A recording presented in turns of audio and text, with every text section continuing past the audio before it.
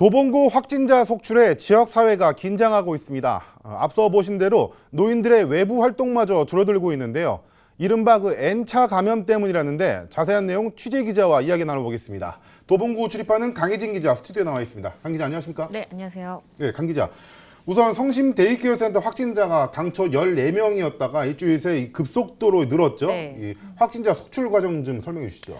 네, 우선 지난 12일이었습니다. 성심 데이케어 센터에서 확진자 14명이 나왔는데요. 이 14명 모두 도봉구 거주민은 아니고 14명 중에 12명이 도봉구 주민이고요. 타 자치구 거주자가 1명입니다.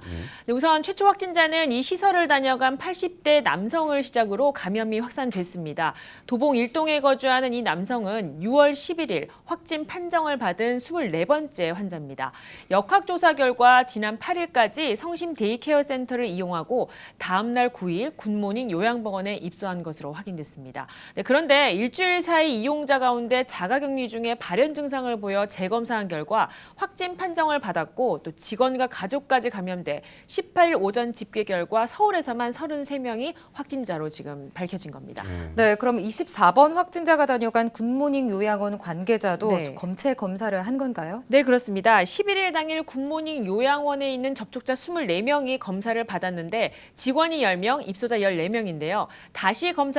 그 당시 검사 결과 모두 음성 판정을 받았습니다. 그런데 일주일 사이에 확진자가 무더기로 속출했어요. 네. 이거 어떻게 된 겁니까? 사실 당초 확진자 발견 다음 날이었습니다. 13일인데요. 이 확진자와 가족 등 총 104명에 대한 검사를 했는데 확진자 가족 30명 전원 음성 판정을 받았습니다.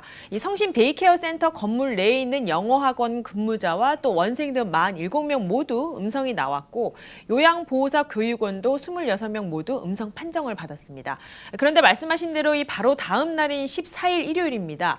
이 데이케어 센터 이용자 가운데 방학 일동에 거주하는 76살의 여성이 자가격리 중 증상 발현으로 검사 결과 확진 판정을 받은 겁니다.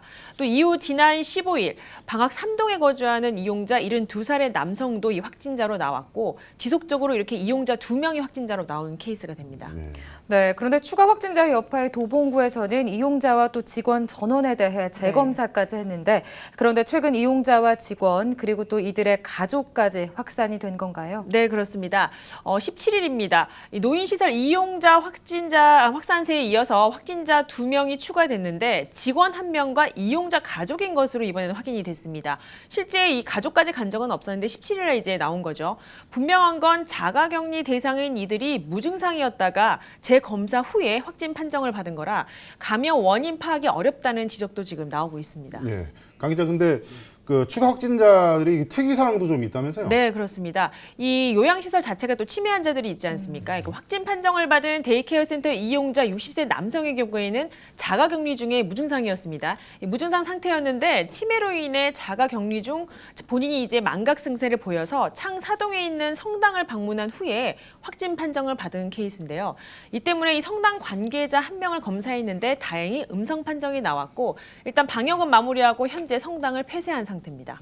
네, 2주 사이 집단 감염 확산에 또 80대 노인 확진자 사망까지 이어져서 주민들도 좀 불안해할 것 같습니다. 네, 그렇습니다. 이 최초 확진자인 80대 남성의 이 첫 사망 소식이 전해졌습니다. 네. 질병관리본부에 따르면 이 사망 원인에 대해선 유가족과 의료진만 지금 알고 있고 공개하지 않기로 했다고 합니다. 이 기저질환으로 알려지긴 했으나 이 정확한 사희 원인은 알려지지 않은 상태인데요. 이 무엇보다 노인 요양 시설에서 확진자가 나온 터라 이 면역력이 약하고 또 기저질환 환자의 경우에는 더더욱 불안할 수밖에 없는 상황입니다. 네. 끝으로 더 하나만 알아보죠. 질병관리본부나 자치구에서는 어떤 대책 세우고 있습니까? 우선 저희가 도봉구청을 통해서 알아본 결과에 따르면 이 자치구 입장에서는 이용자와 직원 그리고 가족까지 일단 1차에서 2차 재검사까지 할 수 있는 검사는 다 마무리했다고 일단 밝혔습니다. 추가 확진자가 없도록 지속적으로 1:1 모니터링을 하는 방안을 추진하고 있다고 전해졌습니다. 강 기자, 여기까지 듣겠습니다. 더 이상 확진자가 안 생겼으면 좋겠네요. 수고하셨습니다.